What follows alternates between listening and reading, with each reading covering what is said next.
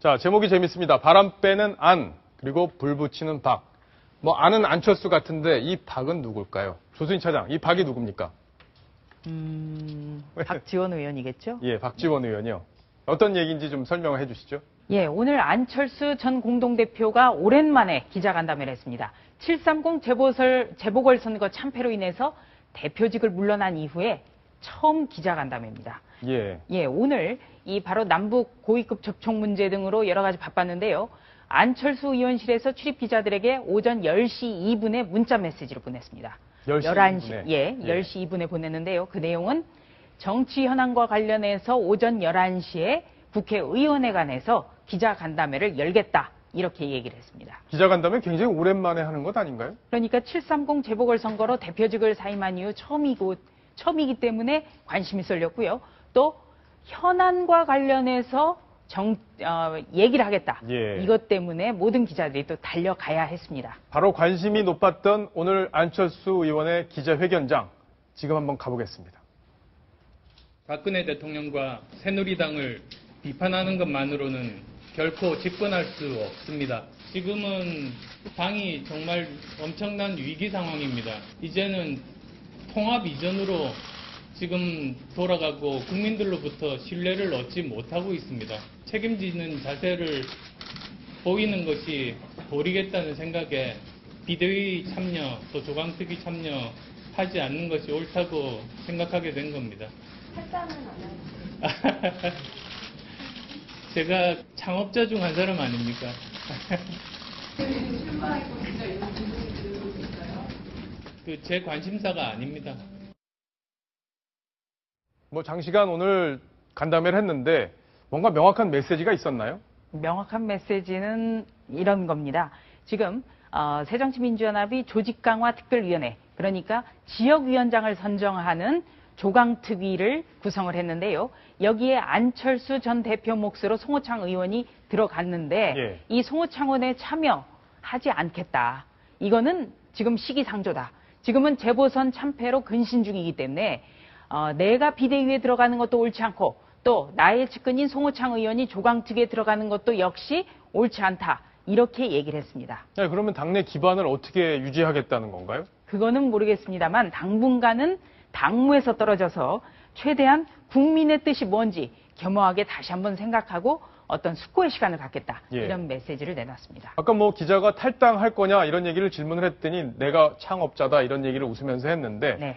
뭐 탈당 안 하겠다는 의미로 봐야겠죠? 탈당을 안 한다는 의미를 강조한 건데요. 이 예. 안철수 전 공동대표가 참 노련합니다. 최대한 모호하게, 그러니까 어떤 가능성도 다 열어놓는 이런 그 발언의 어떤 그 솜씨를 보여줬습니다.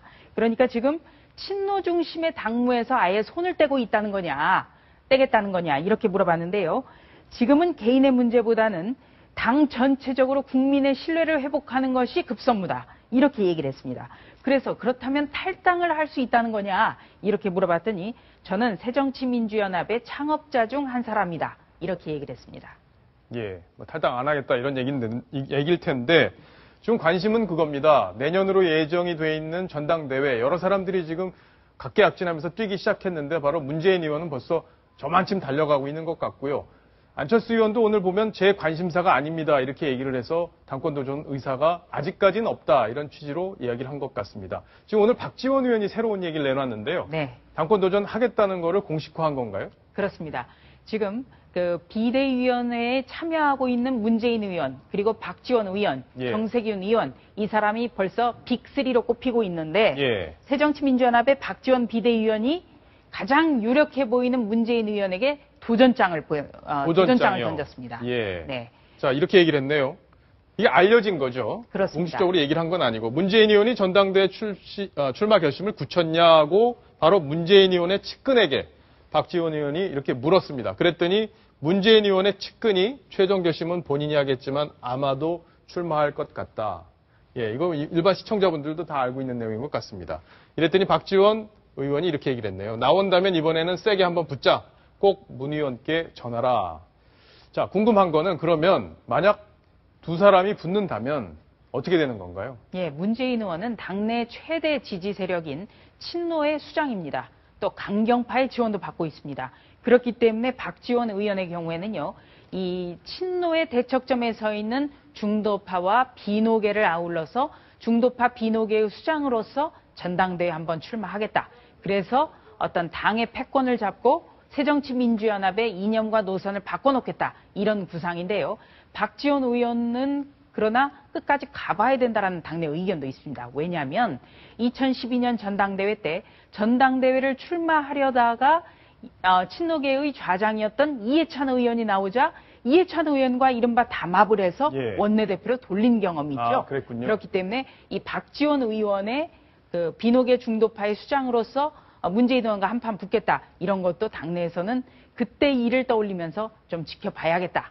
네, 이런 사람들이 많습니다. 예, 일단 에드벌룬은 띄워놓고 상황이 어떻게 변하는지를 봐서 또 탄력적으로 대응할 가능성이 있다는 조수진 차장의 진단이었습니다.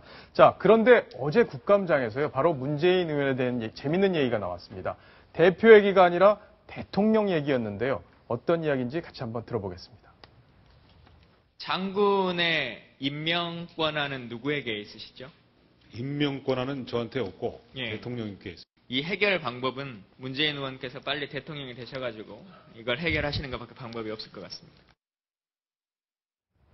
아니, 어떤 문제길래 문재인 의원께서 대통령까지 돼서 해결해야 된다 이런 얘기가 나온 건가요? 네, 어제 국방위 국정감사장에서는요, 김유한 육군 참모총장을 상대로 최근에 있었던 육군본부 인사참모부장 인사가 하루 만에 번복된 일이 쟁점이 됐습니다. 예. 네, 하루 만에 번복된 이유가 대체 뭐냐? 이러면서 새정치민주연합의 문재인 의원이 이렇게 얘기를 했습니다.